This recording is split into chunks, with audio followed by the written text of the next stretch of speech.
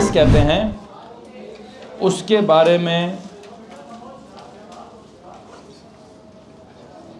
जी क्या हो रहा है जी सर बाबर?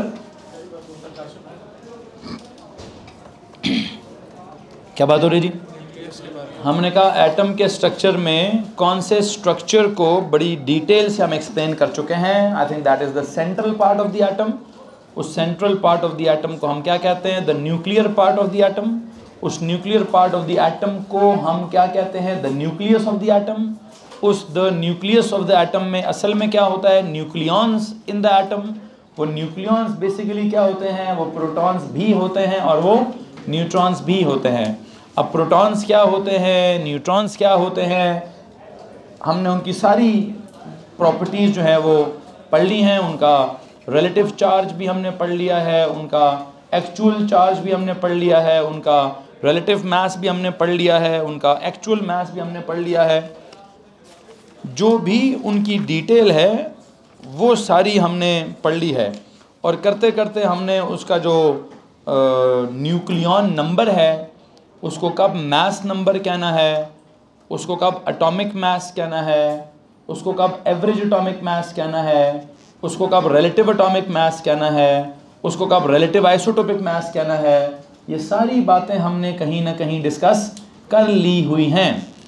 और सबसे ज़्यादा हमारा जो जिन लफ्ज़ों में हम फंसते हैं वो लफ्ज़ कौन से वाले हैं? वो लफ्ज़ है जनाब साहब ये रिलेटिव एटॉमिक मास और रिलेटिव आइसोटोपिक मास वाले। मैंने इनसे पहले जब आपको एवरेज एटॉमिक मास पढ़ाया तो याद रखिए वो सिलेबस का मतलब वो मैंने जस्ट पढ़ाया है, वो हमारी कोई डेफिनेशन पेपर में नहीं आएगी। स्पेसिफिकेशन में कोई लफ्ज़ नहीं था एवरेज एटॉमिक मास, वो मैंने डिज़ाइन किया। उससे पहले सादा एटॉमिक मास भी स्पेसिफिकेशन में कोई वर्ड नहीं है। स्पेसिफिकेशन के वर्ड्स दो हैं, या तो रिलेटिव एटॉमिक मास या फिर क्या रिलेटिव आइसोटोपिक मास। उन दो डेफिनेशंस को हमने रटना है और उनका रटा मारने के लिए मैंने उनसे पहले एवरेज एटॉमिक मास पढ़ाया तो उससे पहले एटॉमिक मास पढ़ाया था। बहरहाल आई थिंक एंड पे कहीं में रिलेटिव आइसोटोपिक मास का जिक्र हो गया है, रिलेटिव मॉलिक्यूलर मास और रिलेटिव फार्मूला मास का भी हमने जिक्र कर लिया, लेकिन वो हमारे सीक्वेंस ऑफ द टॉपिक के साथ एग्जैक्टली मैच नहीं करता था, इसलिए मैंने कहीं साइड पे या पेज के हेडर पे लिखवाई होगी बात। अगर मुझे स्पेसिफिकेशन दें तो मेरे लिए काम ज़रा आसान होगा। अगर हम चैप्टर नंबर 1 देखें दैट इज़ एटॉमिक स्ट्रक्चर, उसका यूनिट 1.1 इट इज़ कंप्लीट, उसका unit 1.2 it is also complete, unit 1.2 की further extension that was unit 22.2 उसकी जो स्पेसिफिकेशन जुड़ती थी वो भी कंप्लीट। फिर यूनिट 2.1 की दो specifications that was unified atomic mass unit वो and relative atomic mass AR, relative isotopic mass, relative molecular mass, relative formula mass. हमने ये सारी चीज़ें आपको समझा दी हैं। अगर अभी भी किसी के पास यहाँ तक कोई सवाल है तो आप हाथ खड़ा कर सकते हैं।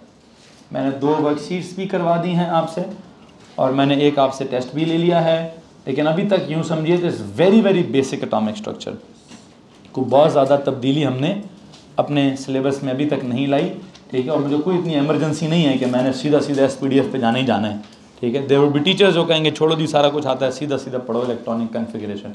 वो पहले दिन ही बच्चों को क्या करते हैं, केमिस्ट्री से भगाने की कोशिश करते हैं कि पढ़ाओ ही ऐसी चीज़ कि केमिस्ट्री क्लास में बच्चे ही कम हो जाएँ। पता नहीं ये क्यों चाहते हैं वो कि जी केमिस्ट्री के बच्चे कम हो जाएं और बच्चे केमिस्ट्री ना पढ़ें। तो साइंस को ना बिल्ड करना होता है। जो भी फिनोमेना है किसी भी सब्जेक्ट को जब आप बिल्ड करेंगे तो इतना मुश्किल नहीं होगा। हाँ, एकदम से आप क्या चाहेंगे, एकदम से अगर आप चले जाएंगे, मैथ्स में भी अक्सर A लेवल के टीचर सीधा coordinate geometry, chapter number 1 coordinate geometry. ओ यार ये कौन सी तो क्या है, मैथ्स है, अलिफ करो, पहले 1 2 3 करो, फिर आगे जाओ, ठीक है। शुक्र है फिजिक्स में कोई और चैप्टर नहीं पढ़ाना स्टार्ट कर देते, वहाँ फिजिकल क्वांटिटीज़ ही पढ़ाते हैं, ठीक है। लेकिन ये मैथ्स के टीचर्स की मुझे समझ नहीं आती चैप्टर नंबर 1 में कोऑर्डिनेट ज्योमेट्री कैसे आता है, ठीक है। या फिर ये शायद केमिस्ट्री में भी दे रहा है टीचर्स जो पहले चैप्टर में मोल्स पढ़ाते हैं। A लेवल में किसने पहले चैप्टर में मोल्स पढ़े हैं? हैं कुछ शहजादे हैं, पहले चैप्टर में मोल्स पढ़ लिया है शहजादों ने। मतलब पता नहीं उन टीचरों को अल्लाह थोड़ी सी हिदायत दे या चलो ज़्यादा दे दे, ठीक है। या कोई ना कोई रीज़न होगी उनके पास वैसे कि जी हम पहले चैप्टर पे मोल्स क्यों पढ़ाना चाहते हैं, ठीक है। बताइए उन्होंने कोई रीज़न नहीं, तो आपने भी नहीं कहा सर केमिस्ट्री स्टार्ट करें, अभी एटम करें, किधर चले गए आप मोल्स के ऊपर। पिछले साल का सबसे अजाब चैप्टर होता है ना, ठीक है। तो अगर पहले साल आपने मोल स्टार्ट करना है अगले साल में, तो फिर भी बच्चा क्या कहता है, सर जी फिर रहने दो, मैं ना केमिस्ट्री की जगह या कंप्यूटर पढ़ लेता हूँ, या चलो आजकल वैसे कंप्यूटर का ट्रेंड ज़्यादा है, उसका ट्रेंड इसलिए ज़्यादा है कि दौर कंप्यूटर का तो अच्छी सिलेक्शन होती है। वहाँ जाते हैं तो वो भी 0-1-1-0-0-0-0-1-1-0-0 को समझ नहीं आता, तो बच्चे भी क्या कहते हैं, सर जी छोड़ दो यार, सोशियोलॉजी इतना अच्छा सब्जेक्ट है, साइकोलॉजी इतना अच्छा सब्जेक्ट है, एक तीसरी रख देंगे उर्दू, आराम सुकून से ए लेवल कंप्लीट हो जाएगा, ठीक है जी। या कोई चलो बिजनेस कर लेंगे। बहरहाल पता नहीं है बातें मैं क्यों कर रहा हूँ। मुझे अफसोस होता है जब मैं जो स्पेसिफिकली मेरा सब्जेक्ट है ना, that is maths physics chemistry, उसका जब कोई कचूमर निकालता है ना, तो मुझे बहुत ज़्यादा अफसोस होता है कि इतनी मुश्किल बात है नहीं जितनी मुश्किल बयान कर दी गई है, जितनी मुश्किल बना दी गई है। मुश्किल क्या है? मुश्किल सिर्फ उसका सीक्वेंस है। अगर आप कॉन्सेप्ट का सीक्वेंस फॉलो करना स्टार्ट कर दें, अब मुसीबत क्या होती है, कुछ लोग कहते हैं सर जी इसका सीक्वेंस फॉलो करना है, मैं मानता हूँ इस बात को, लेकिन उसको इतनी अच्छी तरह से समझना चाहिए कि पता हो कि 1.2 जब ख़त्म हो रहा है तो ख़त्म नहीं हो रहा, 1.2 का टॉपिक कहीं ना कहीं आगे भी है, उसको वहाँ से रिलेट कर लें। इसमें अगर उसने कहीं कह दिया है कि जी सेकंड चैप्टर में मोल्स पढ़ाना है, तो कुरान की आयतें थोड़ी नाजिल हुई हैं कि इसी सीक्वेंस में पढ़नी है जी, वो तो कुरान का एक सीक्वेंस है, अल्लाह ने अपने नबी को सिखा दिया ऐसे अरेंज कर लेना, ठीक है। इधर अगर उन्होंने लिख दिया कि चैप्टर नंबर 2 में मोल्स है, तो बहुत ही कोई बड़ी मजबूरी हुई ना, एक मजबूरी होती है, एक मजबूरी सबसे बड़ी मजबूरी है कि अगर प्रैक्टिकल्स पहले दिन स्टार्ट हो जाएं और प्रैक्टिकल की टीचर पहले ही दिन प्रैक्टिकल में टाइट्रेशन कराएं, ठीक है, तो फिर एक मजबूरी क्या है कि उस बच्चे को मोल्स आने चाहिए, ठीक है। शायद ये मजबूरी होती होगी, मेरी हुई किसी से 1-2 दफ़ा बात, तो उन्होंने कहा सर ये एक थोड़ी सी मजबूरी है कि प्रैक्टिकल हमारे पहले दिन स्टार्ट हो जाते हैं, उधर प्रैक्टिकल में वो भी सीधा उठाते हैं और टाइट्रेशन पहला प्रैक्टिकल कराते हैं, ठीक है। तो जब वो करा तो देते हैं, नीला पीला लाल हरा हो जाता है, लेकिन जब शीट आती है तो वहाँ तो मोल्स के सवाल हैं सारे। तो मैं उन्हें कहता हूँ भाई तुम प्रैक्टिकल की टीचर को भी समझाओ ना थोड़ा सा, किसने कहा है टाइट्रेशन करानी है, पहले उस बच्चे को तो बीकर क्या होता है, बी फॉर बीकर पढ़ाओ उसको, वो क्या होता है, ए से क्या होता है वैसे हैं, ए से apparatus, O yes ma'am I like you, ठीक है, अपरेटस पढ़ाओ क्या होता है, फिर बी का बीकर निकालो, फिर सी का सिलेंडर निकालो, लगे रहो 5-6 दिन। बीकर में कोई लाइनें होती हैं कि नहीं होती हैं, सिलेंडर में लाइनें कितनी होती हैं, उसकी वो क्या कहते हैं, वो क्या होती है, कुछ होती है, हाँ मार्किंग सीखें जी, उसकी लीस्ट काउंट सीखें जी, उसकी एक्यूरेसी सीखें जी, फिर पी फॉर पिपेट निकालें, फिर बी फॉर ब्यूरेट निकालें, आपको बी फॉर कल लगे रहे ऑपरेटर सीखें पहले हफ्ता 10 दिन, पागलों की तरह उठा के सीधी उनको क्या होता है, जनवरी में सिलेबस ख़त्म करना है जी, बस मुसीबत सारी ये होती है जी। उनको टास्क क्या मिला होता है भाईजान, रमज़ान से ना 2 महीने पहले मुझे कोई टास्क नहीं मिली भाई, मुझे आप जितना मर्जी टिल का जोर लगा लें मेरे साथ कि सर जी आपने सिलेबस 50 दिन पहले ख़त्म करना है, आई एम सो सॉरी, मैं नहीं करूँगा। हाँ ये बात है कि मैं सिलेबस ख़त्म ज़रूर करूँगा, हाँ बोले उस तरफ मैं नहीं जाऊँगा, ठीक है, सिलेबस ख़त्म करने की तरफ मैं ज़रूर जाऊँगा, लेकिन वो कुछ दिन पहले कितने को तकरीबन 15-20 दिनों का मैं मार्जिन देता होता हूँ, ठीक है, 15-20 दिन इज़ मोर देन इनफ। किस तरह, इस तरह जैसे वर्कशीटें भी हो रही हैं, वर्कशीटों की प्रॉब्लम्स भी हो रही हैं, टेस्ट भी हो रहे हैं, टेस्ट की डिस्कशंस भी हो रही हैं, तो बेटा पास्ट पेपर्स ही हैं सारे, मैंने ख़ुद कोई भी सवाल डिज़ाइन नहीं किया, मैं किसी न किसी पेपरों में से सवाल निकालता हूँ, ठीक है। तो जब इस तरीके से अगर मैं 15 दिन पहले भी जाऊँ ना, तो आई थिंक मैंने सब कुछ मेरे हिस्से का सब करा देना। उसके बाद रह क्या जाएगा, हाँ वो पहले 15-20 दिनों के गैप में हम कोशिश करेंगे थ्योरी वाले पास्ट पेपर्स करें, और फिर जो आगे गैप आएगा उसमें हम क्या करेंगे, MCQs वाले पेपर करेंगे। मुसीबत पता क्या होती है ये तो थ्योरी के पेपरों के बाद गैप आता है, आपका तो चलो आपने एक दफ़ा एक्सपीरियंस किया होगा कि आपके इस गैप में खान साहब गिरफ़्तार हो गए और कुछ मसले ख़राब हो गए, ठीक है, 1-2 पेपर भी कैंसिल हो गए। अदरवाइज़ पता है हिस्टोरिकली क्या होता है, इस गैप में ना सब के सब पढ़ना ही छोड़ देते हैं। असल में गैप हमें बड़ा महंगा पड़ता है, मैं काफ़ी अरसे से कैम्ब्रिज के पीछे पड़ा हुआ हूँ, कि यार ये तुम्हें काम क्यों नहीं करते हो यार, ये MCQ और थ्योरी का पेपर एक ही दिन क्यों नहीं रखते हो। हालांकि सिलेबस की तो तैयारी तो सेम होती है, ऐसा तो नहीं कि MCQ की तैयारी कुछ और होगी तो थ्योरी की तैयारी कुछ और होगी। हाँ प्रैक्टिकल बिल्कुल अलग रख लो, हमें कोई एतराज़ नहीं है। ये MCQ और थ्योरी एक ही दिन क्यों नहीं हो सकता। उनको भी कुछ चीज़ें समझ नहीं आती हैं अंग्रेज़ हैं, बड़े समझदार हैं, ठीक है, समझ जानी चाहिए सारी बातें, लेकिन पता नहीं ये बात उनको समझ क्यों नहीं आती है। इसका हमें नुकसान होता है, हमेशा से एक नुकसान रहा है कि बच्चा कहता है सर ये तैयारी हो गई है, 5 पेपर्स कर लिए हैं, पेपर भी दे दिया, जितना होना था जितना आना था आ गया है। वो गैप उसको बहुत नुकसान देता है, ठीक है। वो गैप में क्या होता है, उस गैप में बच्चा पढ़ना छोड़ देता है। और इसी तरह जैसे बहुत सारे स्कूल्स हैं, अगर कोई फरवरी में या मार्च में सिलेबस ख़त्म कर दे, ठीक है, पता क्या होता है, वो बच्चे स्कूल जाना भी छोड़ देते हैं। अगर वो अकेडमी नहीं जाते तो फिर एक और काम होता है, वो पढ़ना भी छोड़ देते हैं, ठीक है। इस वजह से बड़ा महंगा पड़ता है ये काम कि जिसने फरवरी में सिलेबस ख़त्म करना है, ठीक है, और फिर वो ख़त्म ही करने पे लगते हैं। होता ना, वो अक्सर होता हमारे यहाँ कॉन्सेप्ट है कुरान का ख़त्म करना है, ख़त्म ही करते हैं बस हम। मतलब समझ हमें कुछ नहीं होती, बस ढेर सारे मदरसे से बच्चे आ जाते हैं, मौलवी साहब आ जाते हैं, लगे रहते हैं 660 किलोमीटर पर आवर से, पता नहीं क्या पढ़ते हैं क्या नहीं पढ़ते, पढ़ भी लें तो ख़त्म ही करते हैं। नाम भी बड़ा कमाल का रखा, ख़त्म कुरान, ख़त्म ही कर देते हैं कुरान। हालांकि वो ख़त्म होने की चीज़ नहीं है, वो तो पढ़ कर समझने की चीज़ है और अपनी ज़िंदगी में अप्लाई। आई एम सॉरी अगर किसी को बात तो ख़त्म करने के हक़ में ही नहीं हूँ, तो उसको पढ़ कर समझ कर अपनी ज़िंदगी पे अप्लाई करने की किताब है वो। बहरहाल जितना भी पढ़ें, जितना भी समझें, अप्लाई कर लें अपनी ज़िंदगी पर तो पास हो जाएंगे। 50,000 दफ़ा ख़त्म करेंगे ना और अप्लाई नहीं करेंगे ना अपनी ज़िंदगी पर, तो सबसे पहले आप फेल होंगे, बाकी दुनिया बाद में फेल होगी, ठीक है।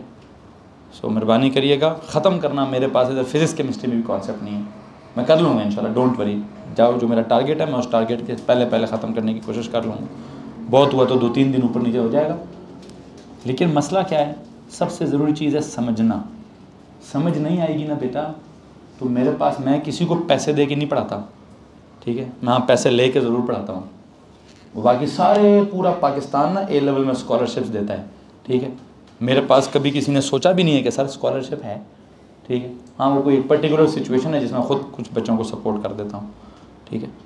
उसकी वजह क्या है, बिकॉज यहाँ सब के सब समझने आते हैं, सब के सब।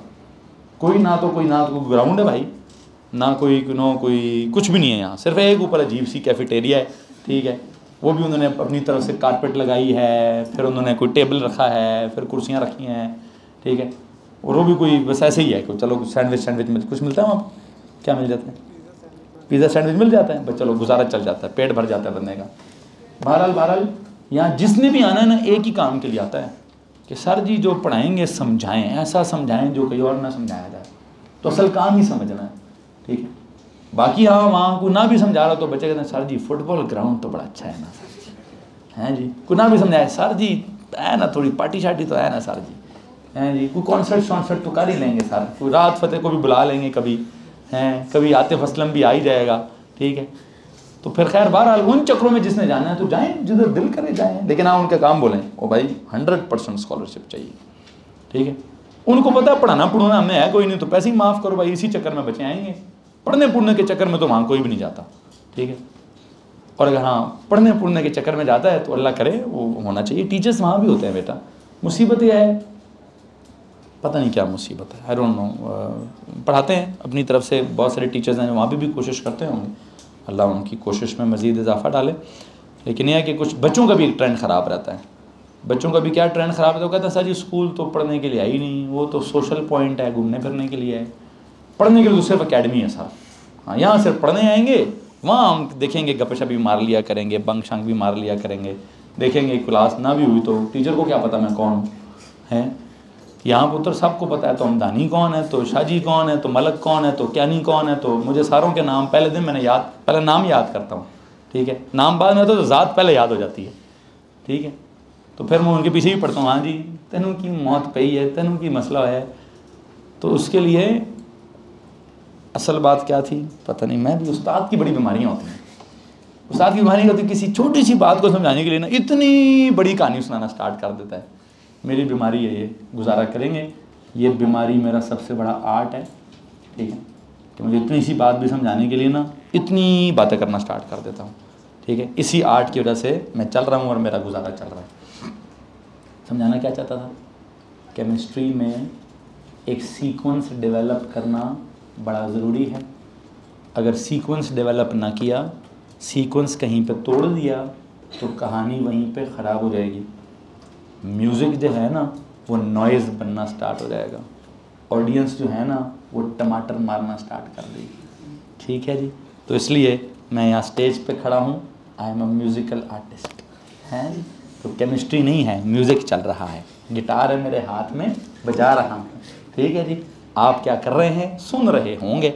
सीक्वेंस ठीक होगा तो मज़े आएंगे, सीक्वेंस ख़राब होगा तो क्या होगा, हाँ अंडे तक तो इजाज़त नहीं जाएगी, ठीक है। खैर बहरहाल यहाँ से बाहर जाने की इजाज़त होगी जनाब, ठीक है। खैर क्या कर रहा था जी, सीक्वेंस की बात हो रही है। तो सीक्वेंस जब ख़राब होगा ना काम भी ख़राब होगा। आपको जब भी कोई चीज़ सीखनी है ना, देखें मैं बताना चाहता हूँ यार, मैं जब कुछ चीज़ सिखा रहा हूँ ना तो मैं क्या सोचता हूँ, क्या सीक्वेंस बड़ा कमाल का होना चाहिए।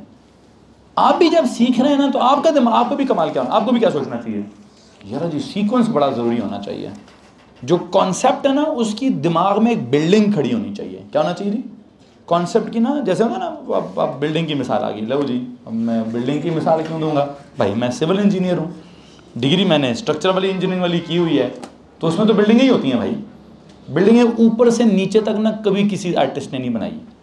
सारी बिल्डिंगें क्या बनती हैं, नीचे से ऊपर बनती हैं।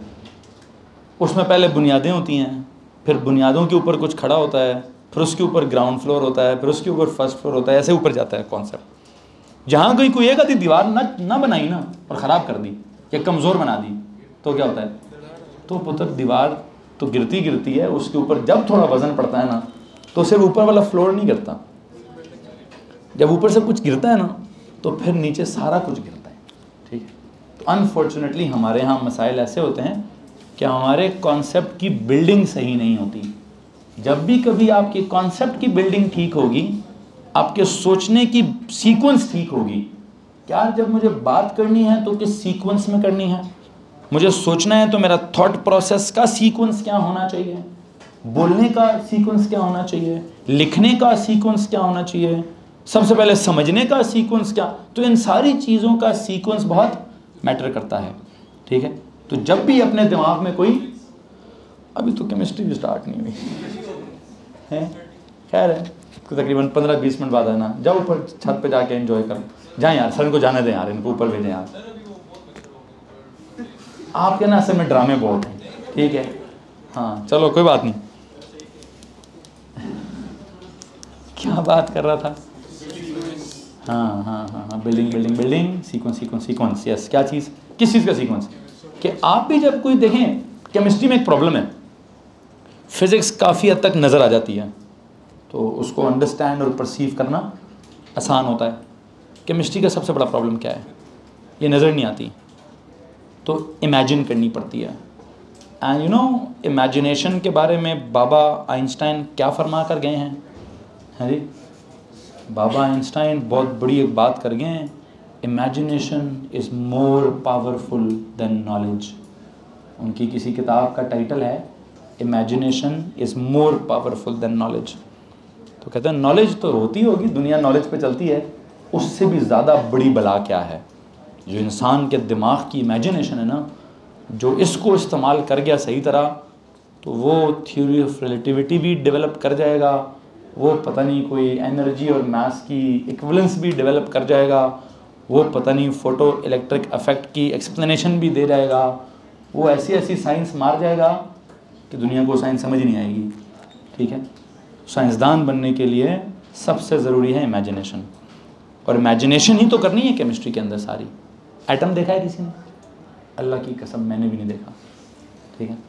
इलेक्ट्रॉन प्रोटॉन देखा है कभी किसी ने, मैंने भी नहीं देखा भाई, ठीक है। और न्यूक्लियस के अंदर क्या है पता है किसी को, पता क्यों नहीं है यार, पता तो है ना हमें, है तो गौर करो ना मैं क्या बोल रहा हूँ, ठीक है। अच्छा खैर, सो वो देख कर नहीं पता, वो कैसे पता है, सुनकर पता है। मैं समझा रहा हूँ, आप इमेजिन कर रहे हैं, ठीक है। उसके लिए कभी मैं कुछ लिखवा रहा हूँ, कभी कोई ड्राइंग्स बना रहा हूँ, कभी कुछ फिजिक्स सिखा रहा हूँ, कभी उसका मैथ्स सिखा रहा हूँ, कभी क्या सिखा रहा हूँ, ठीक है। तो उसका इमेजिनेशन होना बड़ा ज़रूरी है।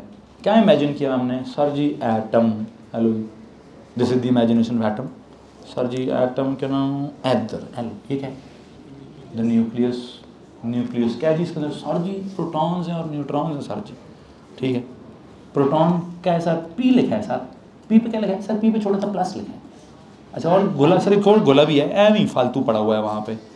Neutron something like very much neutral, किसी काम में लेना देना नहीं है। Am a developing the mass of the atom, not the charge of the nucleus but the. अच्छा, लेकिन सर है इसमें मसला है, इसके मसले से कभी ज़्यादा कभी कम प्रोटॉन्स चेंज नहीं हो रहे, ये कभी ज़्यादा कभी कम क्या हो गया? आइसोटोप्स की कहानी आ गई।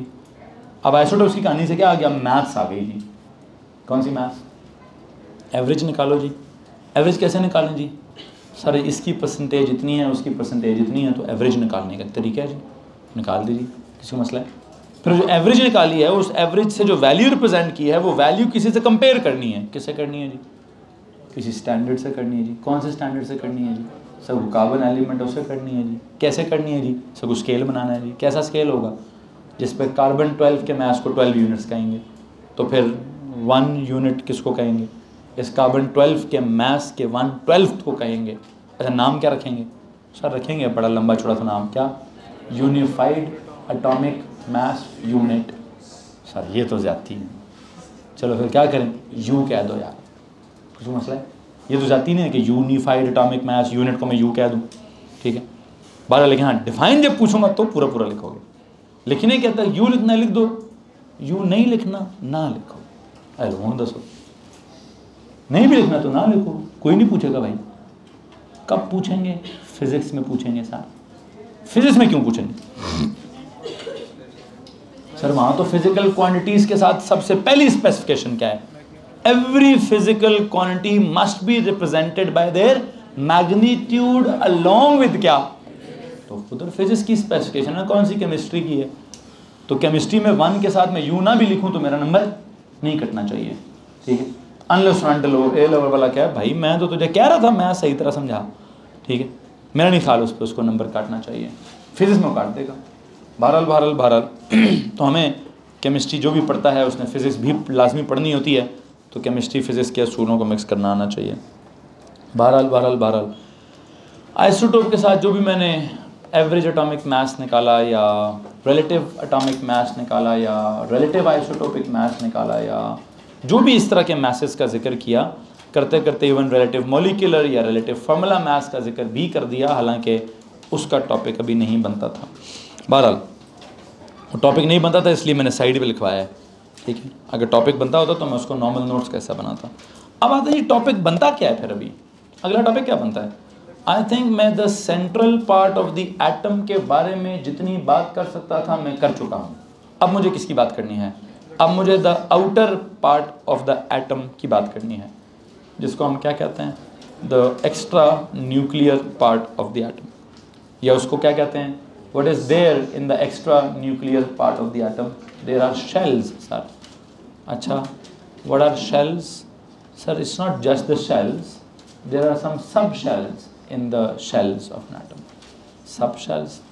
So the subshells, actually there are some orbitals in the subshells. Orbitals? Yes sir, there are orbitals in which there are electrons actually.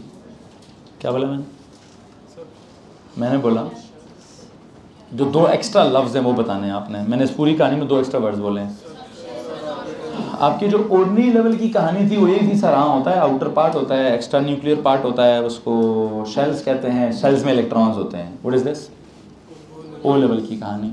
मैंने कहा नहीं, मैंने कहा शेल्स होते हैं ना, असल में वहाँ पे सब शेल्स होते हैं।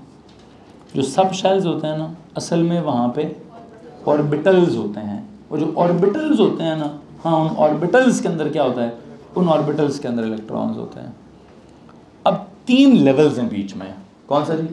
एक लेवल है शेल्स का लेवल, ये आपने पढ़ा हुआ है वो लेवल के अंदर कैसे? First shell, second shell, third shell, fourth shell. नाम क्या रखा है? के शेल। रिमेंबर फर्स्ट शेल को के कहते थे, L shell, M shell, N shell, और पता नहीं समथिंग लाइक 2, 8, 8 रिमेनिंग। कुछ याद आ रहा है? पहले में 2, दूसरे में, तीसरे में किसी ने 18 पढ़ा। ओ लेवल में किसी ने 18 पढ़ा? किसने? गलत पढ़ा है। किसने पढ़ा है? क्या नाम था टीचर का? अच्छा चलो, मुझे लगा मेरा नाम बोलने लगी है। मैंने पढ़ाई है तुम्हें केमिस्ट्री ओ लेवल में, उधर भी पढ़ी थी। उन्होंने 8 पढ़ाए थे, 18 पढ़ाए थे, मैंने कितने पढ़ाए हैं? तो किस पे भरोसा है आपको? हैं? सवाल है आप पे। तो पुत्र 18 को आपने दिमाग से उतारा क्यों? 18 का तो कोई कॉन्सेप्ट नहीं है ओ लेवल में। ओ लेवल में कोई एक भी एग्जाम्पल 18 वाली नहीं है। ओ लेवल में कोई एक भी सवाल किसी पेपर में 18 वाला नहीं है। ओ लेवल में 18 का लफ्ज़ ही नहीं है। हाँ जी, ओ लेवल में 18 का लफ्ज़ ही नहीं है भाई। तो किधर से इस्तेमाल कर लिया आपने 18? तो हाँ, थोड़ी सी एक्स्ट्रा नॉलेज होती है कुछ लोगों के पास, लेकिन अनफॉर्चुनेटली प्रॉब्लम क्या होता है, जब वो नॉलेज देनी होती है तब नहीं देते हैं, जब नहीं देनी होती तब वो दे देते हैं। तो काम क्या रहता है? गलत हो जाता है। इट इज़ ऑलवेज 2, 8, 8 ही। मैं इधर भी 2, 8, 8 ही पढ़ाऊँगा। 18 कब पढ़ाऊँगा? देखेंगे 18 का मसला क्या है। एक मसला है 18 में, वो भी तो मैं जिक्र ही नहीं कर सकता उस मसले का। आई वॉज नॉट होपिंग कि कोई कहेगा मैंने 18 पढ़ा है। गलत पढ़ा है भाई, जिस किसी ने पढ़ा। वो क्या करना है? गलत कॉन्सेप्ट के साथ क्या करें? हैं जी, वो रेगमाल पकड़े, रेगमाल पकड़ के सर पे रगड़े, सर पे रगड़ के उसको उतारें, चूना उतारे दिमाग से, चूना चढ़ा हुआ है दिमाग पे, ठीक है, उसको उतारे। भाई कोई 18 से 18 कुछ नहीं होता। क्या होता है? 2 होते हैं, फिर 8 होते हैं, फिर दोबारा 8 ही होते हैं। उसके बाद क्या होता है? सर पता नहीं क्या होता है। उसके बाद क्या होता है अभी देखेंगे। लेकिन उसके बाद क्या होता है, या 8 का क्या सीन है या 18 का क्या सीन है, ये समझ कब आएगा? जब आपको मेरा ये लफ्ज़ समझ आएगा कि शेल्स के अंदर क्या होता है? सब शेल्स होते हैं। जब आपको मेरा ये लफ्ज़ समझ आएगा कि सब शेल्स के अंदर असल में क्या होता है? कोई ऑर्बिटल्स होते हैं। ऑर्बिटल्स के बारे में क्या समझ आएगा? सर उनके कुछ मुख्तलिफ नाम होते हैं, उनकी कोई मुख्तलिफ शक्ल होती है, उनकी मुख्तलिफ कन्फिगरेशन होती है, उनके अंदर मुख्तलिफ नंबर ऑफ इलेक्ट्रॉन्स होते हैं। तो वहाँ से जाके पूरी कहानी समझ आएगी, तब शायद हम डिबेट कर सकें कि सर ये 18 कुछ होता है कि नहीं होता है, कब होता है कब नहीं होता है। तो बुनियादी तौर पर मेरा जो अभी का टॉपिक है दैट इज़ इलेक्ट्रॉन्स या एनर्जी लेवल्स या एटॉमिक ऑर्बिटल्स। देखते हैं मैंने इसको कैसे डेवलप करना है और कैसे नहीं। यहाँ पे एटॉमिक स्ट्रक्चर, अगले पेज पर जाइए, जिस पेज पर भी आप हैं उस पेज को ख़त्म करें। वहाँ पे the central part of the atom की अंडरस्टैंडिंग ख़त्म होती है, और वहाँ से आगे हम कौन सी अंडरस्टैंडिंग स्टार्ट करेंगे? वहाँ से आगे हमने अंडरस्टैंडिंग स्टार्ट करनी है किस चीज़ की? द सेंट्रल नहीं, the outer part of the atom की। The outer part of the atom की अंडरस्टैंडिंग करनी है। खैर सर जी एक छोटा सा काम करेंगे, इसमें से ना मुझे कोई नोट्स ढूंढ के दे दें, जिन नोट्स के थ्रू मैंने अभी पढ़ाना है, प्लीज़ सर को दे दीजिएगा। बस सर इन पे मैथ्स की क्लास में प्लीज़ मुझे इसमें से नोट्स ढूंढ दें। सुनो जी सुनो जी सुनो जी, हम अगले पेज पे चले गए हैं। अगले पेज में हम किधर चले गए हैं? अगले पेज में हमने कहा यही पढ़ना है, पार्टिकल्स ही पढ़ने हैं, एटम्स ही पढ़ने हैं, एटॉमिक स्ट्रक्चर ही पढ़ना है। या तो ये कह दें सर एटॉमिक स्ट्रक्चर में क्या होता है? सब एटॉमिक पार्टिकल्स होते हैं। तो किस पार्टिकल को पढ़ना है? या तो मैं कहूँगा जी मैंने इलेक्ट्रॉन्स पढ़ाना है, या फिर मैं कहूँगा मैंने एटॉमिक स्ट्रक्चर में बेसिकली क्या पढ़ाना है? The outer part of the atom पढ़ाना है।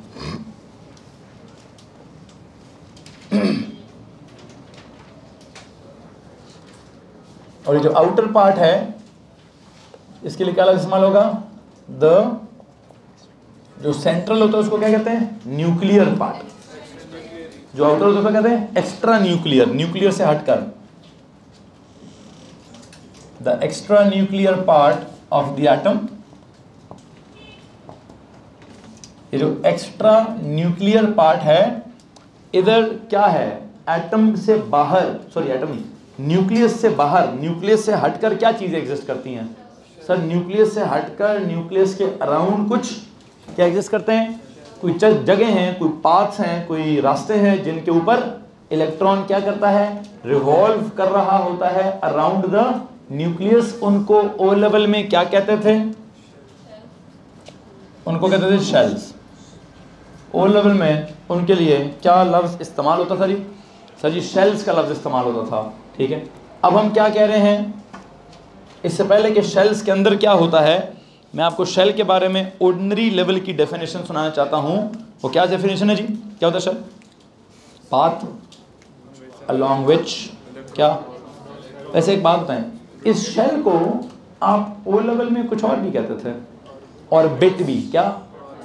मैंने थोड़ी देर पहले एक और लफ्ज़ इस्तेमाल किया था, ऑर्बिटल। ऑर्बिटल कुछ और है और ऑर्बिट कुछ और है। तो आई थिंक मैं शेल को क्या कहूँगा, शेल के लिए एक लफ्ज़ और होता है क्या? ये shell is equal to orbit. Shell को ही क्या कहते हैं जी? बताता हूँ। शेल को ही क्या कहते हैं? शेल को ही, थैंक यू सर, शेल को ही क्या कहते हैं भाई? शेल को ही ऑर्बिट कहते थे।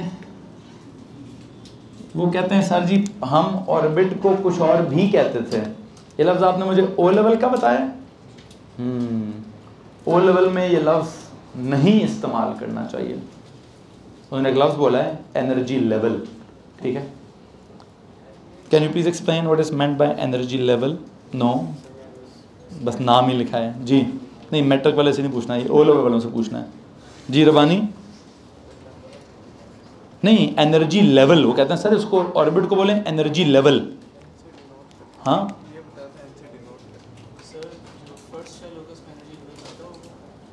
फिर कहते हैं सर पता नहीं पहले शेल में एनर्जी लेवल कम होगी कि ज़्यादा होगी, दूसरे में भी कम होगी या ज़्यादा होगी। ये एनर्जी लेवल नहीं समझ आ रहा लफ्ज़। लेवल, इलेक्ट्रॉन का एनर्जी लेवल, कौन सी एनर्जी का लेवल है ये? इलेक्ट्रॉन की कौन सी एनर्जी का लेवल? फोर्स ऑफ अट्रैक्शन की वजह से कौन सी एनर्जी होती है? Nuclear energy. वो तो न्यूक्लियस के अंदर होती है। हाँ, चलो दिमाग चलो, सही चल रहा है भाई, सही चल रहा है, आगे चलो ना। वो कहता है सर एक लफ्ज़ था एनर्जी लेवल। मैंने कहा मान लेता हूँ। पहले तो मेरा दिल नहीं कर रहा था, मैं नहीं लिखवाना चाहता था। फिर मैंने पूछा जी पता है क्या होता है? कहता सर मुझे तो नहीं पता। एक और शहज़ादा बोल गया, कहता सर ये इलेक्ट्रॉन की एनर्जी होती है। ठीक है, और फिर वो कहते सर कौन सी वाली एनर्जी होती है जी? बस नहीं पता इनको। एनीवन एल्स प्लीज सोचें यार, कोई तो एनर्जी होगी। सही कह रहा था, फोर्स ऑफ अट्रैक्शन होती है। कौन सी फोर्स ऑफ अट्रैक्शन है? वो इलेक्ट्रिकल फोर्स ऑफ अट्रैक्शन है। तो कौन सी एनर्जी होगी वहां पे? इलेक्ट्रिकल पोटेंशियल एनर्जी होगी वहां पे। पढ़ी है कभी? ओ लेवल में पढ़ा है कभी इलेक्ट्रिकल पोटेंशियल एनर्जी? नहीं सर, हमने सिर्फ ग्रेविटेशनल पोटेंशियल एनर्जी पढ़ा है। बहुत ज़ोर मारो ना तो हम पढ़ते हैं इलास्टिक पोटेंशियल एनर्जी। ये इलेक्ट्रिक पोटेंशियल एनर्जी तक जब बात जाती है ना तो हम कहते हैं इलेक्ट्रिकल एनर्जी। सुन लो, पढ़ा, मुझे पता है, मैंने पढ़ा है। ठीक है, क्या कहते हैं हम? उस इलेक्ट्रिकल पोटेंशियल एनर्जी नहीं कहते हैं। क्या बोलते थे हम? इलेक्ट्रिकल एनर्जी का लफ्ज़ इस्तेमाल करते थे। लेकिन बहरहाल मैं नहीं पढ़ा रहा ये टॉपिक। एक और एनर्जी भी होती है सर, आसान सी बात है, इलेक्ट्रॉन्स मूव कर रहे होते हैं तो कौन सी एनर्जी होती है? काइनेटिक एनर्जी होती है। तो अब काइनेटिक भी होती है और पोटेंशियल कौन सा होता है? ग्रेविटेशनल नहीं होता। पोटेंशियल क्या होता है? इलेक्ट्रिकल पोटेंशियल एनर्जी होती है। अच्छा, तो हम दोनों को क्या कर दें? सर उनको ऐड कर दें। तो उनको ऐड करके क्या कर दें? शायद वो भी हो। ठीक है, वो तो कभी ओ लेवल में सुनी भी नहीं। मैग्नेटिक एनर्जी का लफ्ज़ ओ लेवल में इस्तेमाल भी नहीं हुआ कभी। मैग्नेटिक फील्ड का लफ्ज़ इस्तेमाल हुआ होगा, मैग्नेटिक फील्ड की स्ट्रेंथ का लफ्ज़ इस्तेमाल हुआ होगा, मैग्नेटिक फोर्स का लफ्ज़ इस्तेमाल होता है, दैट्स इट।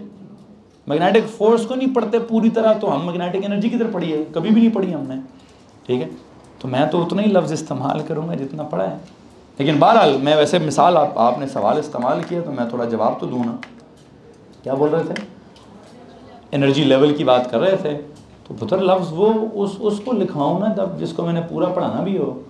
मैंने कहा कौन कौन सी एनर्जी है? एक काइनेटिक है, सबको समझ आ जाएगा।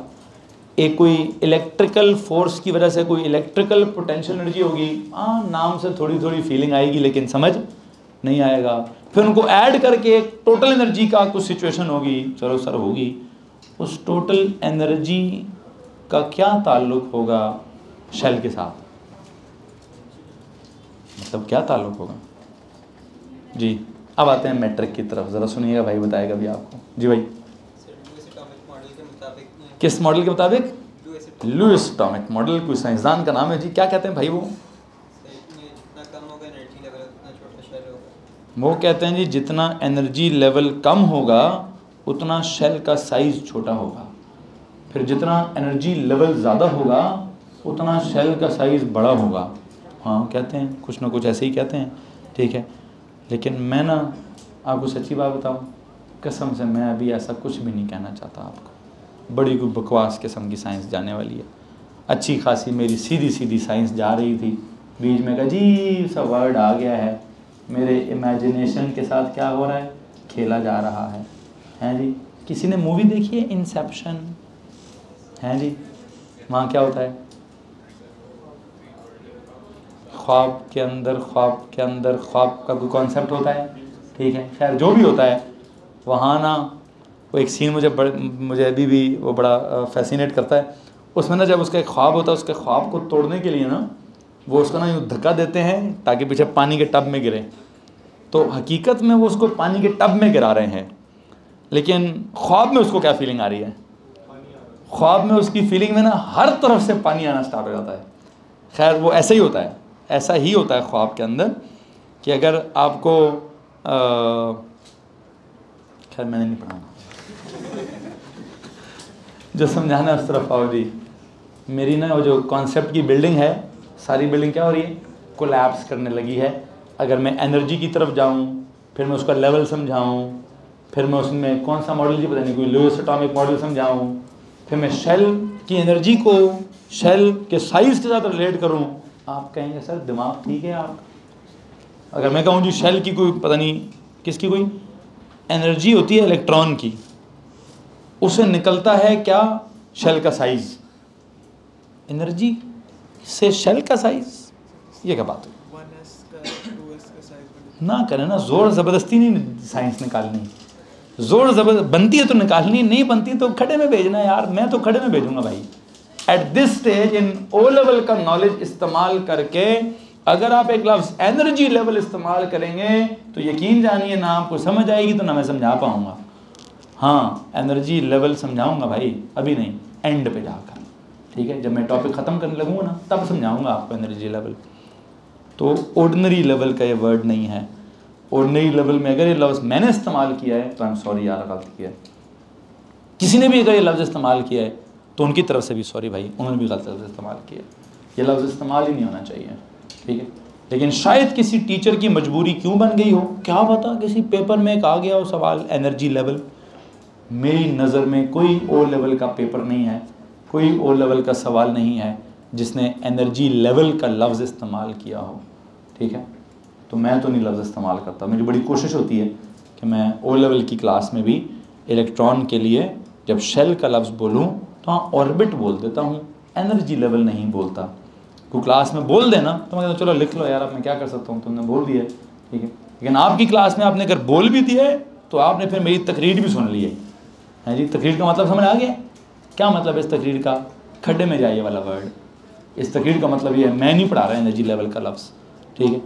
क्योंकि उसके लिए मैट्रिक वाले की कहानी कुछ और है, वो इलेक्ट्रिकल वाले की कहानी कुछ और है, मैग्नेटिक वाले की कहानी कुछ और है, काइनेटिक वाले की कहानी कुछ और है, टोटल कहानी कुछ और है, असल कहानी कुछ और है, रिलेशन कुछ और है, मतलब कुछ और है। तो भाई मैंने बिल्डिंग ठीक करनी है, मैंने बिल्डिंग ख़राब करने का ठेका नहीं लिया, ठीक है। मेरे पास कॉन्ट्रैक्ट किस चीज़ का है?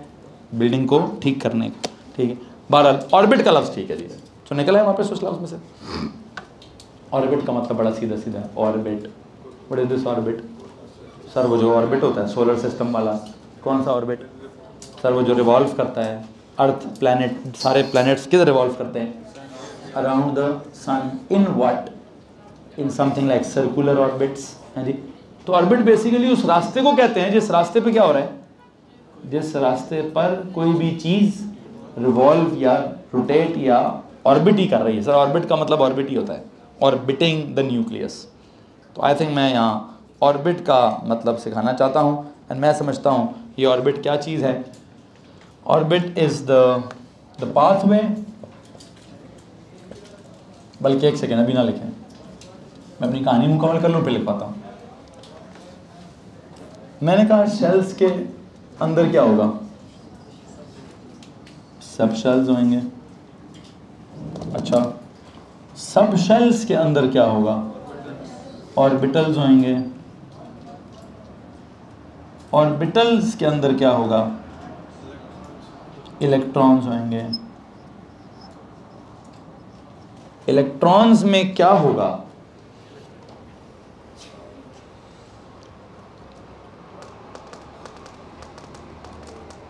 चलें, इलेक्ट्रॉन्स में भी कुछ होगा मसला, देखेंगे एंड पे जाकर इलेक्ट्रॉन्स में क्या सीन है क्या नहीं है। बहरहाल आई थिंक मैंने एक दिमाग में कॉन्सेप्ट आपके डेवलप किया है कि एटॉमिक स्ट्रक्चर के अंदर सब एटॉमिक पार्टिकल्स होते हैं। सब एटॉमिक पार्टिकल्स का मैं से कौन से पार्टिकल को पढ़ाने लगा हूँ? इलेक्ट्रॉन को पढ़ाने लगा हूँ। इलेक्ट्रॉन्स क्या करते हैं सर जी? इलेक्ट्रॉन्स रिवॉल्व करते हैं अराउंड क्या? अराउंड द न्यूक्लियस इन क्या? इन शेल्स, जिनको आप ओ लेवल में ऑर्बिट्स बोलते थे, या फिर इन सब शेल्स, या फिर क्या, या फिर इन ऑर्बिटल्स। या वो देखेंगे कि शेल्स में रिवॉल्व करते हैं, कि सब शेल्स में रिवॉल्व करते हैं, कि ऑर्बिटल्स में रिवॉल्व करते हैं। आई थिंक अगर मैं यहाँ से कहानी यहाँ तक जाऊँ तो आई मस्ट से कि इलेक्ट्रॉन्स क्या करते हैं? Electrons are revolving. रिवॉल्विंग मतलब ऑर्बिटिंग। इलेक्ट्रॉन्स आर रिवॉल्विंग या ऑर्बिटिंग। रोटेटिंग भी ठीक है, रिवॉल्विंग, रोटेटिंग या ऑर्बिटिंग। रिवॉल्विंग, रोटेटिंग, ज़्यादा बेहतर वर्ड है orbiting. Electrons are revolving, rotating या ऑर्बिटिंग अराउंड क्या? Around the nucleus. इन क्या? In what? इन बेटा जी या तो ऑर्बिट्स या शेल्स, या क्या इन सब शेल्स, या क्या इन व्हाट दीज क्या जनाब? ऑर्बिटल्स। अब देखते हैं कि जी वो शेल्स में हैं, ऑर्बिट्स में हैं, सब शेल्स में हैं, ऑर्बिटल्स में हैं। असल मुसीबत किधर है भाई? सर जी आउटर पार्ट का वर्ड क्लियर है, ये जो एक्स्ट्रा न्यूक्लियर का पार्ट है वर्ड है सर ये भी क्लियर है, ठीक है। ये जो इलेक्ट्रॉन्स का वर्ड है सर ये भी क्लियर है, ये भी क्लियर है। मुसीबत किधर है सर? ये तीन अलग अलग चीज़ें कैसे हैं यार, एक ही चीज़ नहीं है। हाँ जी, ये जो वर्ड्स हैं मुझे लगता है कि ये एक ही किस्म के वर्ड्स हैं। हाँ जी, अगर मैं सोचूं ओ लेवल की तरह तो ये एक ही किस्म के वर्ड्स हैं, लेकिन अगर मुझे ए लेवल की तरह सोचना है तो आपकी इतला के लिए अर्ज़ ये है कि क्या होगा, तीनों का अलग अलग मतलब है, ठीक है। तीनों का अलग अलग मतलब क्या है? आई थिंक तीनों में जिसको सिर्फ शेल बोलते हैं ना, उसको सिर्फ शेल बोलते ही नहीं है, उसको कहते हैं मेन शेल्स। क्या बोलते हैं जी? चूँकि हमने उससे छोटे शेल्स की बात करनी है तो छोटे वालों को क्या बोल दिया? आई थिंक मैंने कहीं पढ़ाया होगा एटम या सब एटम, ऊपर लगा हुआ है एटम या सब एटॉमिक पार्टिकल। एटम भी एक पार्टिकल है और सब एटॉमिक पार्टिकल्स भी क्या है सर? वो भी तो पार्टिकल्स ही हैं, लेकिन उनका लेवल क्या है? एटम से छोटा लेवल है, तो उसने बोला सब एटॉमिक लेवल। जैसे इंस्पेक्टर तो क्या होता है? Sub inspector. एक होता है मेन इंस्पेक्टर, एक क्या होता है उसके अंडर 3-4 क्या होते हैं? उसके अंडर 3 या 4 या 5 सब इंस्पेक्टर्स होते हैं जो काम कर रहे होते हैं। अगर मैं को मिसाल देता हूँ, यू नो आपने वो मैथ्स पढ़ा होगा सेट्स, सेट के अंदर क्या होता है? सब सेट। यू रिमेंबर दैट कि सर वो हमने एक रेक्टेंगल बनाया था, रेक्टेंगल वो पता नहीं क्या यूनिवर्सल सेट क्या बोलते हैं उसको, वेन डायग्राम में इस बड़े वाले रेक्टेंगल क्या बोलते हैं? यूनिवर्सल सेट बोलते हैं। उसके अंदर जितने भी बनाते हैं वो क्या होते हैं? वो सब सेट ही होते हैं। अगर ए बड़ा बनाकर उसके बीच में छोटा सा बी बना दूं तो बी क्या होगा? B is the subset of, तो बी इज़ द छोटा सेट ऑफ ए, तो ए इज़ द बड़ा सेट विच में कंटेन बी और सी और पता नहीं व्हाटएवर जो भी उसके अंदर होगा। तो छोटे लेवल की बात को क्या कहते हैं? छोटे लेवल की बात को सब लेवल कहते हैं, ठीक है। अब जो सब लेवल है उसके अंदर क्या है सर? होगा उसके अंदर भी कुछ होगा, ठीक है। अब उसके अंदर क्या होगा वो तो हम जब देखेंगे तो पता चलेगा। आई थिंक मैंने जहाँ पे क्वेश्चन मार्क डालना है, मुझे यहाँ क्या करना है, मुझे इसको 1 बाय 1 एक्सप्लेन करते जाना है और इसकी एक्सप्लेनेशन में सारी कहानी खुद ब खुद डेवलप होती जाएगी। और इस कहानी की अंडरस्टैंडिंग को क्या कहते हैं? शेल्स की, सब शेल्स की, और ऑर्बिटल्स की जब मैं अंडरस्टैंडिंग करवाऊंगा तो इस अंडरस्टैंडिंग को क्या कहूँगा, इलेक्ट्रॉनिक कन्फिगरेशन। क्या जनाब साहब, कि जो इलेक्ट्रॉन की जो कन्फिगरेशन है, वो इधर है कि इधर है कि इधर है, इधर कैसे है तो इधर कैसे है तो इधर कैसे है, इसकी अंडरस्टैंडिंग को क्या कहते हैं, इसकी अंडरस्टैंडिंग को क्या कहा जाता है जी, इलेक्ट्रॉनिक कन्फिगरेशन। आई थिंक मुझे अगली हेडिंग देनी है किस चीज़ की जी, इलेक्ट्रॉनिक कन्फिगरेशन की हेडिंग दीजिए जी। मुझे इस टॉपिक में से क्या निकालना है, मुझे इस टॉपिक में से असल जो टॉपिक है वो क्या निकाला है, असल topic is electronic configuration.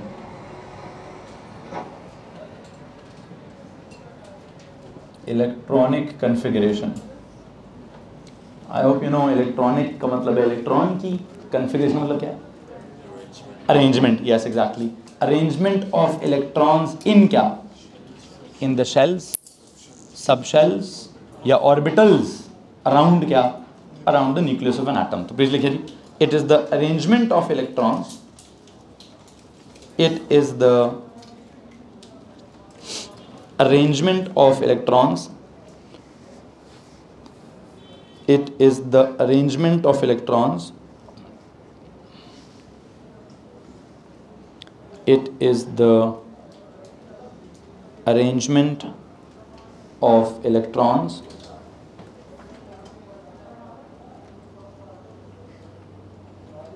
it is the arrangement of electrons in the shells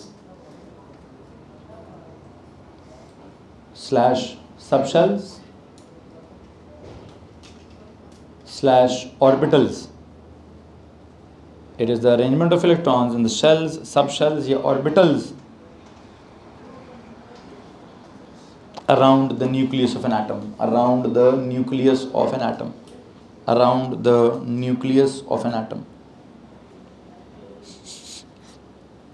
around the nucleus of an atom. ठीक है जी।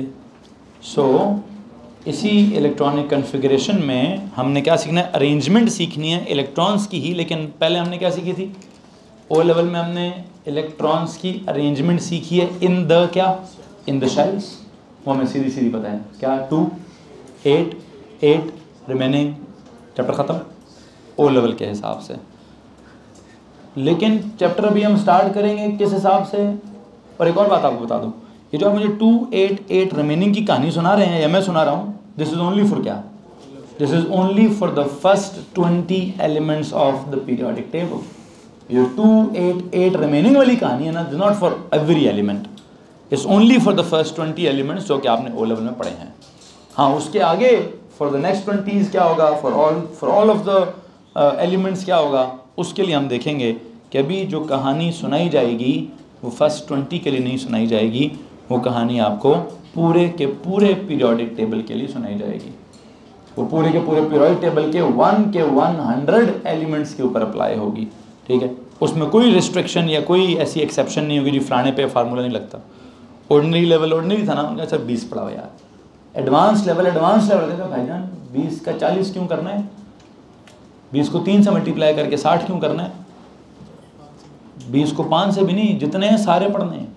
हाँ, पूछेंगे उनकी मर्जी, हम जितनी मर्जी जो मर्जी पूछ लें, तो कन्फिगरेशन तुम्हें सारी आनी चाहिए। कन्फिगरेशन पूरे के पूरे 100 के 100 एलिमेंट्स की आनी चाहिए। 100 के 100 एलिमेंट्स की कन्फिगरेशन समझने के लिए मुझे शेल्स के बारे में भी सब कुछ समझना है, सब शेल्स के बारे में भी सब कुछ समझना है, और ऑर्बिटल्स के बारे में भी सब कुछ समझना पड़ेगा। बात समझ आ रही कि नहीं आ रही है? तो मुझे लगता है मुझे तो सबसे पहले शेल्स ही पढ़ाने पड़ेंगे। जो ओ लेवल में आपने शेल्स पढ़ा है, मुझे वहाँ से सवाल स्टार्ट करना चाहिए। उन शेल्स को थोड़ा सा तब्दील करता हूँ।